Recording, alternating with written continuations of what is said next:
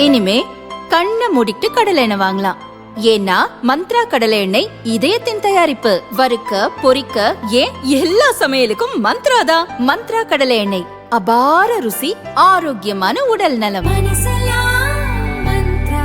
நம்முடைய பொதுச்செயலாளர் அவர்கள் இந்த முறை தேர்தல் அறிக்கையை கொடுத்து கொண்டே இருக்கிறார். அதை பார்த்தோன்னே சொல்றார், சட்டத்துறை அமைச்சர் சொல்றார், திமுக எங்களுக்கு அதிமுக காப்பி அடிக்குதுன்னு சொல்றார்.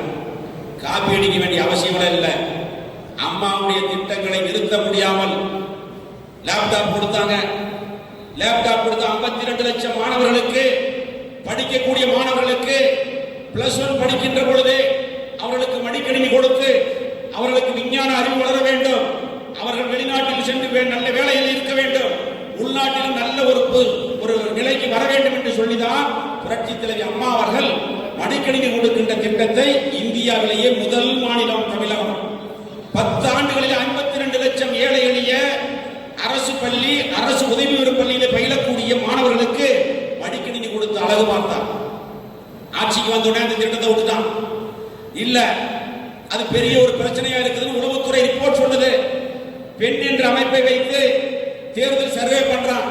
இளைஞர்கள் மத்தியில மடிக்கணினி இல்லை என்று ஒரு தாக்கம் இருக்கிறது என்று சொன்ன பிறகு தேர்தல் வந்த நேரத்தில் ஏதோ அங்கொன்று இங்கொன்றுமாக மடிக்கணினி கொடுக்கிறேன் என்று சொல்லி இப்பொழுது மக்களை ஏமாற்றிக் கொண்டிருக்கிறார்கள்.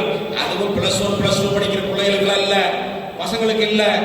கல்லூரி முடித்து இந்த செமஸ்டர் முடிய போகுது, இந்த 2 மாசம் தான் இருக்கு. கல்லூரி முடித்து வெளியிலே போகக்கூடிய, வேலைக்கு செல்லக்கூடிய இளைஞர்களுக்கும் இளம்பெண்களுக்கும் அந்த லேப்டாப் திட்டத்தை கொடுக்கிற சட்டத்துறை அமைச்சர் அவர்களை, யார் திட்டத்தை காப்பி அடிக்கிறார்கள் என்பதை நீங்கள் புரிந்து கொள்ள வேண்டும். நீங்கள் ஸ்டிக்கர் ஒற்றாளு. அதிமுக ஆட்சியில கொண்டு வந்த திட்டத்துக்கு நீங்கள் ஸ்டிக்கர் ஒட்டக்கூடிய ஆட்சி தான் இந்த 5 ஆண்டுகள் நடந்து கொண்டிருக்கிறார். அவருடைய திட்டங்கள் எல்லாம் தொடரும் என்று நம்முடைய புரட்சி தலைவர் எடப்பாடி அவர்கள் தமிழகம் முழுவதும் சூறாவளி சுற்றுப்பயணம் செய்து பிரச்சாரத்தையே முடிக்கின்ற நிலையில் இருக்கக்கூடிய இயக்கம் அனைத்து இந்திய அண்ணா திராவிட முன்னேற்ற கழகம். ஆனால் நாங்க மனு வாங்கிட்டோம், நேர்காணல் நடத்திட்டோம்.